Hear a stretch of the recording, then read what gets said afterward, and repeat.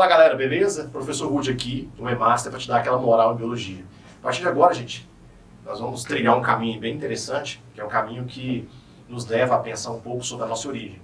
Vamos falar um pouco sobre origem na vida, também um tema bem interessante, muito abordado em diversos processos seletivos e também no Enem, tá?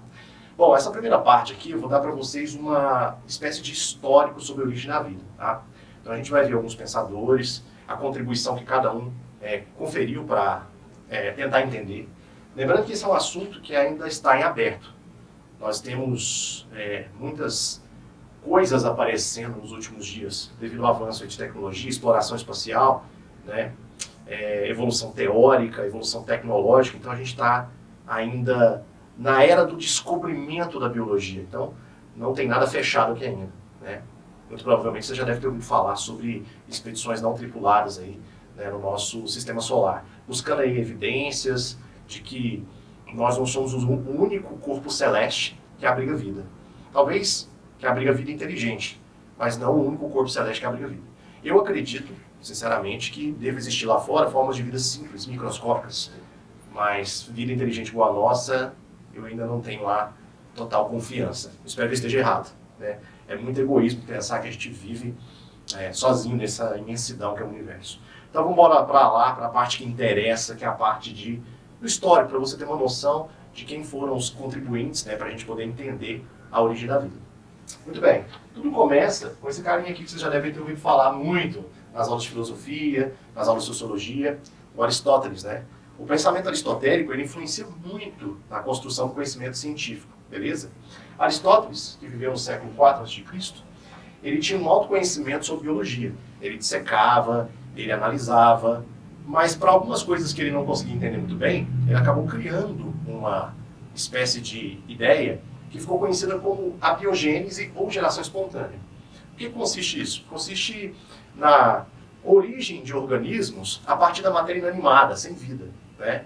Você já deve ter ouvido falar disso, ou lido em algum tipo de livro, ou mesmo visto isso em alguma série que trata sobre o assunto origem da vida, né?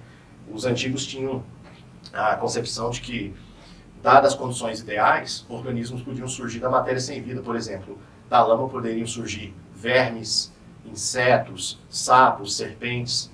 Até hoje, algumas pessoas defendem que a lama do rio Nilo, né, lá no Egito, ela é boa para criar cobras e crocodilos. Olha que interessante. Bom, para dar origem a um organismo vivo a partir da matéria inanimada, Aristóteles defendia a ideia de que existia alguma essência no ar, na atmosfera, que era responsável por dar um sopro vital para a matéria inanimada produzir seres vivos, gerar seres vivos espontaneamente, né? Agir ali de forma abiogênica. Ele denominou isso de sopro vital, também pode ser conhecido como princípio vital, ou pneuma, né? Pneuma te lembra alguma coisa?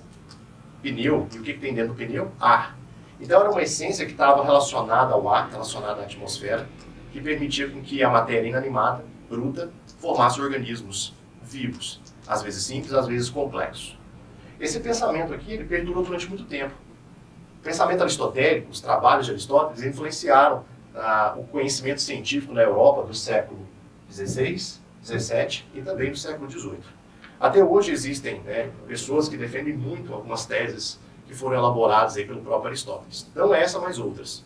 Pensadores conhecidos, né, que vocês já estudam em física, em sociologia, como Descartes, o próprio Isaac Newton, eles acreditavam que a biogênese era possível para organismos que eles não conseguiam entender os mecanismos reprodutivos. Olha que legal.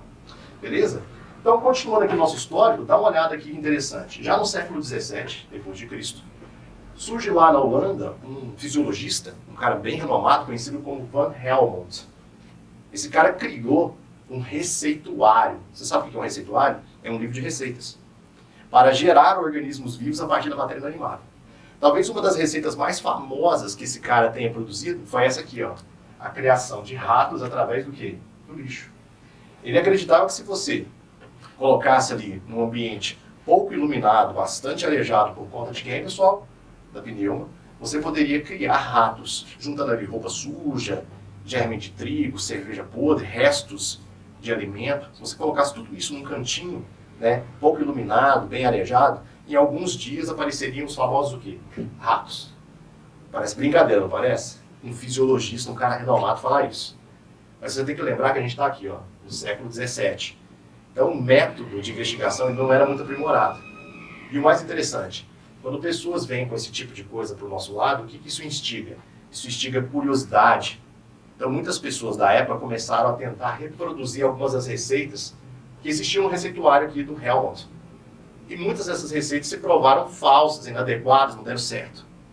Um desses caras que tentou provar se isso aqui era real, era um médico italiano, muito famoso, e ele pôs fim nessa ideia de geração espontânea. Ele era conhecido como Francesco Redi, ou Francesco Redi. Viveu no século XVII também.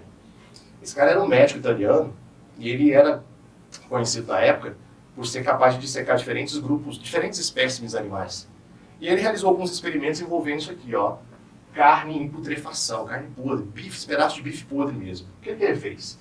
Ele pegou aqui 2 frascos inicialmente, dá uma olhada aqui no desenho. 2 frascos. E ele colocou carne estragada nesses frascos. O cheiro da carne estragada acabava atraindo moscas. E o que ele percebeu? Nesse frasco aqui que está aberto, as moscas podiam adentrar o frasco, né, consumir aqui os fluidos da carne em putrefação e depositar aqui na superfície da carne ovos. Esses ovos, posteriormente, davam origem a larvas das moscas. Então ele conseguiu observar que a carne não formava larvas.